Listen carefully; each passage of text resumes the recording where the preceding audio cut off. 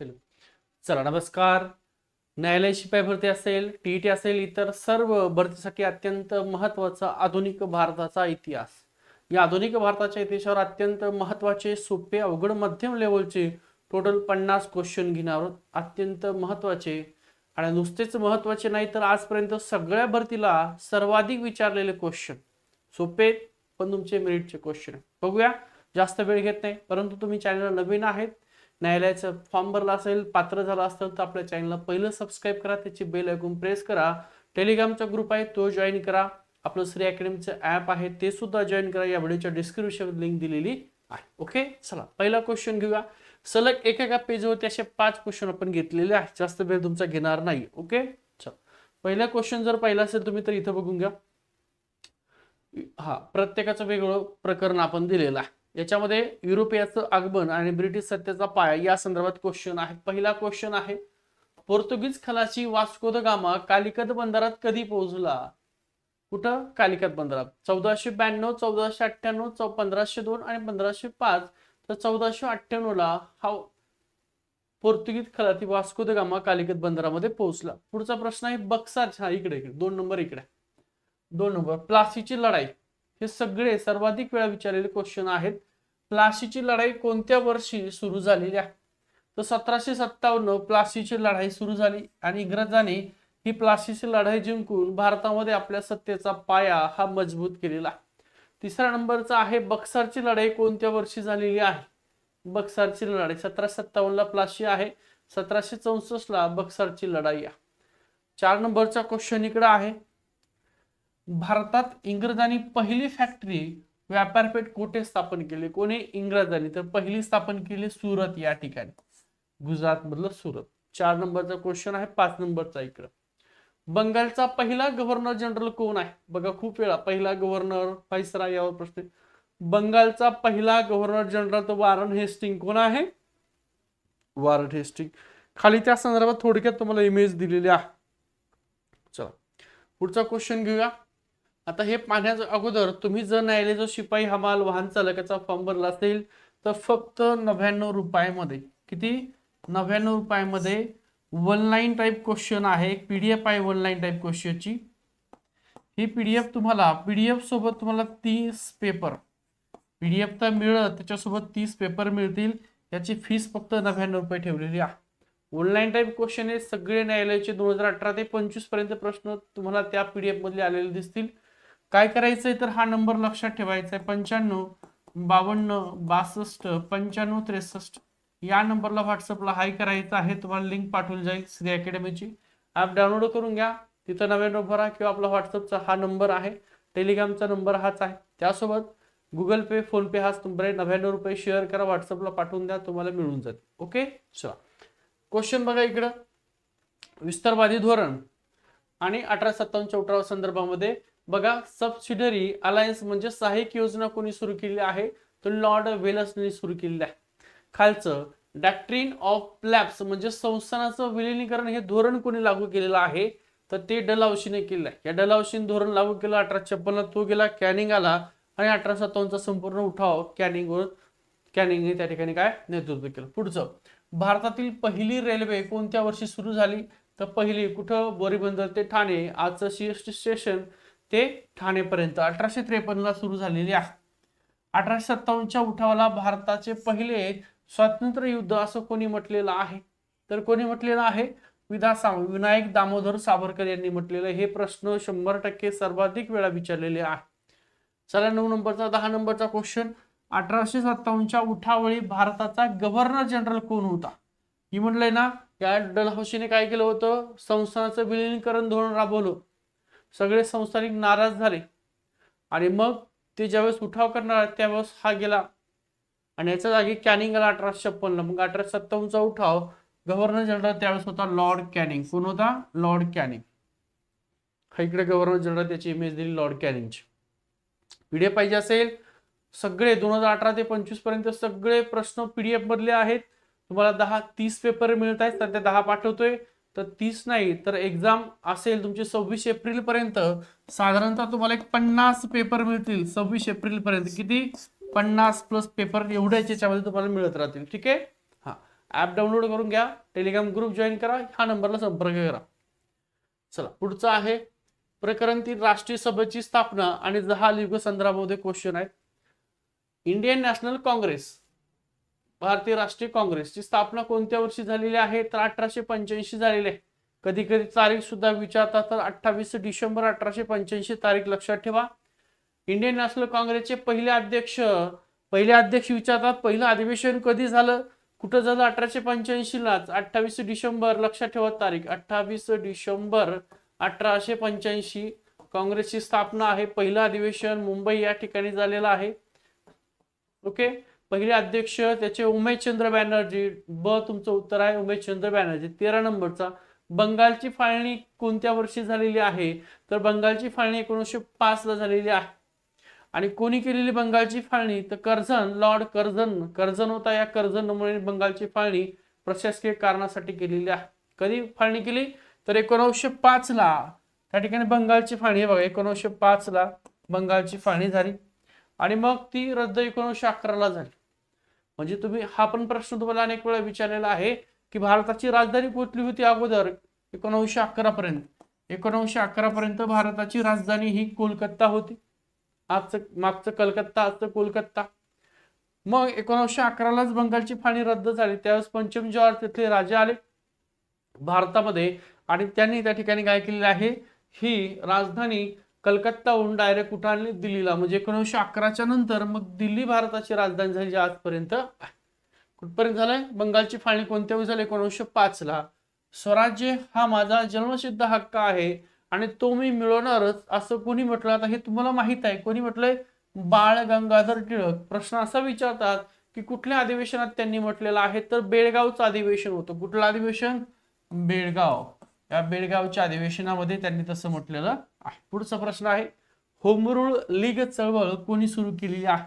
आता सगळीकडे तुम्हाला 2-2 ऑप्शन आहे. महात्मा गांधी, जवाहरलाल नेहरू, लाला लजपत राय, बिपिन चंद्र पाल, सरदार पटेल, राजेंद्र प्रसाद. तर इथे सुद्धा 2 ऑप्शन होते, बाळ गंगाधर टिळक आणि ॲनी बेझंट. कोण? आणि बेझंट. त्यांची इमेज आहेत आणि बेझंट. म्हणजे होम रूल लीग चळवळ 1916 ची आहे. ती महाराष्ट्रामध्ये टिळकांनी आणि मद्रास अड्डा ठिकाण इथं आणि बेझंट म्हणजे दोघांनी, बाळ गंगाधर टिळक आणि बेझंट या दोघांनी राबवलेली आहे. पुढचा प्रश्न घेऊया. बघा, हा टेलिग्रामचा ग्रुप जॉईन नसेल केला तर जॉईन करा. या व्हिडिओच्या डिस्क्रिप्शन लिंक दिलेली आहे. महात्मा गांधी दक्षिण आफ्रिकेतून भारतात कधी परतलेले आहे? तर 1915 ला महात्मा गांधी भारतामध्ये आले. 2 वर्षे त्यांचे राजकीय गुरु गोपाळकृष्ण गोखल्यांचे गुरु रानडे, ठीक आहे. तर महात्मा गांधींचे गुरु गोखलेंच्या विनंतीवरून 1915 ला ते भारतामध्ये आले. 2 वर्ष पूर्ण भारत भ्रमंत केली आणि मग 1917 ला पहिला सत्याग्रह केला. तो सुद्धा तुम्हाला दिलाय. गांधीजींनी भारतात पहिला सत्याग्रह कुठं केला आणि कधी केला? तर 1917 ला. 15 ला आले, 2 वर्ष फिरले आणि पहिला सत्याग्रह चंपारणे या ठिकाणी केलेला आहे. उत्तर आहे तुमचं चंपारणे. त्यानंतर जालियनवाला बाग हत्याकांड कोणत्या वर्षी झालेला आहे? तर तो 1919 या वर्षी झालेला आहे. जालियनवाला बाग हत्याकांड. पुढचा प्रश्न, असहकार चळवळ. असहकार कधी कधी तुम्हाला नॉन कोऑपरेशन मुवमेंट पण देतात, असहकार चळवळ देत नाहीत. कधीची आहे ती? 1920 च्या. त्यानंतर चौरी चौरा घटनेमुळे कोणती चळवळ थांबवण्यात आलेली आहे? आता इकडे बघा तुम्हाला इमेज दिलेली आहे. बघा इकडे एक इमारत दिलेली आहे. ही इमारत इकडे जळताना दाखवलेली आहे. दिसते का? ही चौरी घटने संदर्भामधली त्या प्रकारची आहे. तर चौरी घटनेमुळे कोणती चळवळ थांबवण्यात आली? जी नॉन कोऑपरेशन मुवमेंट चालू होती, म्हणजे तुमची असहकार चळवळ चालू होती. 1920 ची असहकार चळवळ आहे आणि चौरी घटना कधीच्या? 1922 ची आहे. ठीक आहे. तर या चौरी घटनेमुळे असहकार चळवळ त्या ठिकाणी काय झालेली आहे? थांबवण्यात आलेली आहे. आता चौरी चळवळ काय आहे? तर आंदोलनकार हे पोलीसवाले लाठीचार्ज करत होते आणि मग आंदोलक संतापले. मग पोलीस लोक पळून गेले, त्यांच्या पोलीस ठाण्यात जाऊन बसले. लोकांनी बाहेरून कडी लावून दिलं पेटून. ती आहे चौरी घटना. आणि त्या चौरी घटनेमुळे मग महात्मा गांधीला दुःख झालं. महात्मा गांधींनी ही असहकार चळवळ मागे घेतलेली आहे. झालं इथपर्यंत. पुढचं बघा, कायदेभंग आणि सायमन कमिशन संदर्भामध्ये आहे. त्यात पुणे करार आहे, मिठाचा सत्याग्रह आहे. ठीक आहे. बघा, सायमन कमिशन हे भारतात कधी आलेलं आहे? तर Simon go back Simon go back अशा घोषणा दिल्या होत्या. कारण सायमन कमिशन जेवढे काही सदस्य होते त्या सदस्यामध्ये एकही भारतीय सदस्य नव्हता. ठीक आहे. कधी आलं होतं तर 1928ला हे सायमन कमिशन भारतात आलं होतं. दांडी मार्च किंवा दांडी यात्रा मिठाचा सत्याग्रह कोणत्या वर्षी सुरू झालेला आहे तर 1930ला हा मिठाचा सत्याग्रह सुरू झालेला आहे. गांधी आणि आयर्विन करार कधीचा आहे तर बघा एकूण 3 गोलमेज परिषद झाल्या. पहिली 1930ची, दुसरी 31ची आणि तिसरी 32ची. तर तुम्हाला असा प्रश्न विचारता की कुठल्या गोलमेज परिषदेला गांधीजी हजर होते तर बघा पहिली गोलमेज 1930, दुसरी 31ची आणि तिसरी 32ची. तर या दुसऱ्या गोलमेज परिषदेला गांधीजी हजर होते आणि हाच गांधी आयर्विन करार झालेला 1931ला. या जर गांधी आयर्विन करारामध्ये महात्मा गांधींनी इथे जर अट जर घातली असते की तुम्ही भगतसिंग यांना सोडून द्या तर दिलं असतं. ठीक आहे. अनेक जणांचं मत आहे. बरोबर. आता पुढचा प्रश्न बघा, पुणे करार, पुणे ऍक्ट कोणामध्ये झालेला आहे? पुणे करार कोणात झालेला आहे? बघा पुढचा प्रश्न. पुणे करार कोणात झालेला आहे? 24 नंबरचा क्वेश्चन आहे. तर पुणे करार इथं तुम्हाला दिसते खाली पुणे करार दिलाय. महात्मा गांधी दिसत आहेत आणि डॉक्टर बाबासाहेब आंबेडकर सुद्धा दिसत आहे. म्हणजे महात्मा गांधी आणि डॉक्टर बाबासाहेब आंबेडकर यांच्यामध्ये पुणे करार झालेला आहे. ओके. चल पुढचं झालंय, भारतातील राष्ट्रीय काँग्रेसच्या कोणत्या अधिवेशनामध्ये पूर्ण स्वराज्य हा ठराव त्या ठिकाणी पास झालेला आहे? लाहोर अधिवेशन, कलकत्ता अधिवेशन, लखनौ अधिवेशन आणि सुरत अधिवेशन. तर 1929 लक्षात ठेवा. 1929 लाहोर अधिवेशन आहे. या लाहोर अधिवेशनामध्ये पूर्ण स्वराज्याचा ठराव पास करण्यात आलेला आहे. आता क्रांतिकारकांनी सशस्त्र घटना संदर्भामध्ये सर्वाधिक 100% नाही तर 101% सर्वाधिक विचारलेले हे 50 क्वेश्चन आहे. गदर पक्षाची स्थापना कोणी केलेली आहे तर लाला हरदयाल यांनी गदर पक्ष आहे त्याची स्थापना केलेली आहे. पुढचा आहे काकोरी कट हा कोणत्या वर्षी झालेला आहे तर 1925चा हा काकोरी कट आहे. त्याच्यानंतर मिरट कट 4 वर्षांनीच मिरट कट केला. 1925चा काकोरी कट आहे. त्यानंतर 4 वर्षांनी म्हणजे 1929चा हा मिरट कट आहे. त्यानंतर भगतसिंग, सुखदेव आणि राजगुरू म्हणजे आजचाच दिवस हा शहीद दिन म्हणून साजरा केला जातो. शहीद दिन ज्या दिवशी 23 मार्च 1931 आणि याच 31ला गांधी आयर्विन करार झाला होता. गांधीजींनी जर अट टाकली असती की तुम्ही भगतसिंग यांना सोडून द्या तर आयर्विनच्या करारामध्ये त्यांना सोडून देणं हे त्यांच्याशिवाय पर्याय नव्हता त्यांना. कारण गांधीजी अधिवेशनाला जात नव्हते. कुठलं गोलमेज परिषद पहिली, दुसरी, तिसरी, तर दुसऱ्या गोलमेजसाठी हे आयर्विननी त्यांना काही करार मंजूर करायला लावले. गांधीजीच्या मागण्या मान्य केला. ही जर सुद्धा गांधीजींनी मागणी केली असती तर सोडलं नक्की असतं. ओके. बघा मिरट कट खटला कोणत्या वर्षी संबंधित झालाय? भगतसिंग, सुखदेव आणि राजगुरू यांना कोणत्या वर्षी फाशी देण्यात आली? आजचा दिवस आहे ज्याला आपण शहीद दिवस म्हणून साजरा करतो.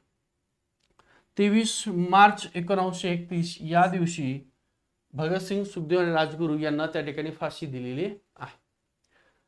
फॉरवर्ड ब्लॉक या संस्थेची स्थापना कोणी केलेली आहे? तुम्हाला इकडे दिलेला आहे. फॉरवर्ड ब्लॉक सुभाषचंद्र बोस यांनी फॉरवर्ड ब्लॉक या पक्षाची स्थापना केलेली आहे. ओके. चल पुढचा आहे अंतिम लढा आणि आझाद सेना संदर्भात भारत छोडो आंदोलन क्विट इंडिया मुवमेंट कधीचे आहे तर 1942 आहे. 1942. त्यानंतर चले जाओ हे प्रसिद्ध घोषवाक्य कोणत्या आंदोलना संदर्भात आहे? चले जाओ कुठलं आंदोलन आहे तर भारत छोडो आंदोलना संदर्भातला. आझाद हिंद सेना या सेनेची स्थापना कोणी केलेली आहे तो सुभाषचंद्र बोस यांनी या सेनेची स्थापना केली. कॅबिनेट मिशन भारतामध्ये कधी आलेला तर 1946ला हे कॅबिनेट मिशन भारतात आलेलं आहे. भारताला कोणत्या कायद्यानुसार स्वातंत्र्य मिळालेलं आहे तर 1947चा भारत स्वातंत्र्य कायदा या कायद्यानुसार भारताला स्वातंत्र्य मिळालेलं आहे. इकडे तुम्हाला भारत छोडो इमेज दिलेली आहे, इकडे तुम्हाला आझाद सेनेची इमेज दिलेली आहे आणि इकडे कॅबिनेट मिशन जे भारतामध्ये आलेलं आहे विमानाने 1946ला त्याची सुद्धा इमेज दिलेली आहे. पुढचा आहे स्वातंत्र्य आणि फाळणी संदर्भात भारताच्या फाळणीची घोषणा. बघा भारताच्या फाळणीची घोषणा कोणत्या योजनेतून करण्यात आलेली आहे? त्या योजनेचं नाव आहे माउंटबॅटन योजना. कुठली योजना? बघा प्रश्न विचारता की भारताच्या फाळणीची घोषणा कोणत्या योजनेतून करण्यात आली? माउंटबॅटन योजना आहे. या माउंटबॅटन योजनेतून भारताच्या फाळणीची घोषणा करण्यात आली. पुढचा आहे, भारताला स्वातंत्र्य मिळाले तेव्हा इंग्लंडचा पंतप्रधान कोण होता? त्याचं नाव होतं क्लेमेंट ॲटली. कुठलं? क्लेमेंट ॲटली हा त्यावेळेचा पंतप्रधान इंग्लंडचा. भारताचे शेवटचे गव्हर्नर जनरल असा प्रश्न विचारतात, किंवा भारताचे शेवटचे गव्हर्नर जनरल आणि पहिले व्हाईसराय कोण?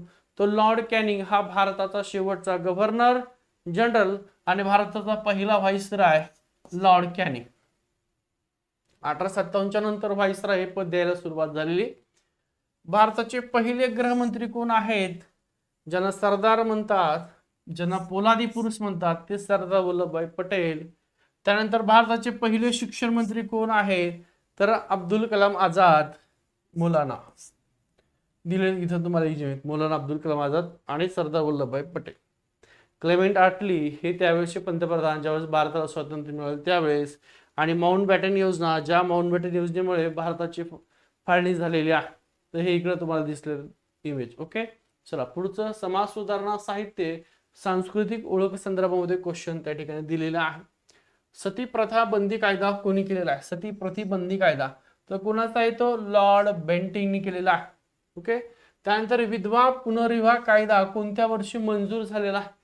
1856 तो मंजूर झालेला आहे. पर्याय क्रमांक 2 तुमचं उत्तर आहे. त्यानंतर वंदे मातरम हे गीत कोणी लिहिलेलं आहे? तर बंकिमचंद्र चॅटर्जी यांचं वंदे मातरम आहे. 44 नंबरचा जनगण मन हे राष्ट्रगीत कोणी लिहिलेलं आहे? तर ते आहे रवींद्रनाथ टागोर यांचं. त्यानंतर वंगभंग विरोधी आंदोलनात कोणते गीत खूप लोकप्रिय झालं? कुठलं? वंगभंग आंदोलन विरोधी आंदोलनात कुठलं गीत सर्वात लोकप्रिय झालं होतं? ते गीत होतं वंदे मातरम. कुठलं गीत? वंदे मातरम. आता नेते, संस्था आणि स्वातंत्र्य घडामोडी संदर्भात मुस्लिम लीगची स्थापना कोणत्या वर्षी झालेली आहे? तर 1906 ला या मुस्लिम लीगची स्थापना ढाका या ठिकाणी झालेली आहे. ढाका. ओके, पुढचा केशरी वृत्तपत्र कोणी सुरू केलेलं आहे? केसरी आणि मराठा सुद्धा हे दोन्ही वृत्तपत्र लोकमान्य टिळकांचे, बाळ गंगाधर टिळक यांचेच आहे. त्यानंतर गीता रहस्य हा ग्रंथ कोणी लिहिलाय? मंडाले. मंडाले मंडाले मंडालेचा तुरुंग आहे. या मंडलाच्या तुरुंगामध्ये गीता रहस्य हा ग्रंथ लिहिलेला आहे. तो सुद्धा बाळ गंगाधर टिळक यांनीच लिहिलेला आहे. त्यानंतर काँग्रेसच्या मवाळ नेत्यामध्ये कोणाचा समावेश होतो? आता काँग्रेसचे मवाळ नेते कोण आहे? बाळ गंगाधर टिळक हे जहाल नेते होते. लाला लजपतराय हे सुद्धा जहाल नेते होते आणि बिपिन चंद्र पाल हे सुद्धा जहाल नेते होते. हे त्रिकूट होतं लाल, बाल आणि पाल नावाने. बघा, लाल म्हणजे लाला लजपतराय, बाल आणि पाल हे त्रिकूट होतं. हे तीनही व्यक्ती जहाल नेते होते. आणि तुम्हाला विचारले काँग्रेसच्या मवाळ नेत्यात कोणाचा? तर गोपाळ कृष्ण गोखले हे काँग्रेसचे मवाळ नेते होते. कुठले? चला, गोवा हा पोर्तुगीजांच्या ताब्यातून कधी मुक्त झालेला आहे? तुम्ही जर पाहिलं असेल, भारताला आपल्या स्वातंत्र्य 1947 ला मिळालेला आहे. ठीक आहे, आणि हा गोवा तरीही पोर्तुगीजच्या ताब्यात होता. पोर्तुगीज जे आहे त्यांच्या ताब्यात होता. मग लष्करी कारवाई केली आणि हा गोवा परत भारतात विलीन केला. तर कधी गोवा पोर्तुगीजांच्या ताब्यातून मुक्त झाला? तर 1961 या दिवशी. 1961 तारीख लक्षात ठेवा. केशरी दिलंयचं वृत्तपत्र कशा प्रकारे होतं त्यावेळेच? लोकमान्य टिळक 1961 गोवा मुक्ती इकडे साजरी करताना दिसत आहे. पुढचं ही प्रश्न तुम्हाला संपूर्ण उत्तर तालिका त्या ठिकाणी दिलेली आहे. आता 2018 बघा, 18 पासून ते 2025 पर्यंत सगळे प्रश्न PDF मधले आले. सोबत तुम्हाला जे आजपर्यंत न्यायालयाने क्वेश्चन विचारले त्याच्या रिलेटेड सराव पेपर तयार केलेत आपण. सध्याच्या 10 मिळत आहेत. टोटल 30 सराव पेपर तुमचे असणार आहेत. आणि याची फीस फक्त आणि फक्त 99 रुपये ठेवलेली आहे. किती रुपये? 99 रुपये. हा व्हिडिओ बघताय, व्हिडिओच्या डिस्क्रिप्शन मध्ये लिंक आहे श्री अकॅडमीची, डाउनलोड करून घ्या. किंवा आपला नंबर आहे, हा नंबर लक्षात ठेवा. नंबर इथं लिहून देतोय वरती, 95 52 62 95 63 हा आपला व्हॉट्सअपचा नंबर आहे. हाय करा. ठीक आहे, 99 रुपये याच फोन पेला गुगल पेला पाठवा. तुम्हाला त्या ठिकाणी PDF तुमच्या व्हॉट्सअपला मिळतील. आपल्या ऍपमध्ये सुद्धा आहे. ठीक आहे, थांबतो. व्हिडिओ आवडला तर नक्की एकदा लाईक करा, सर्वांना शेअर करा. ओके, चलो.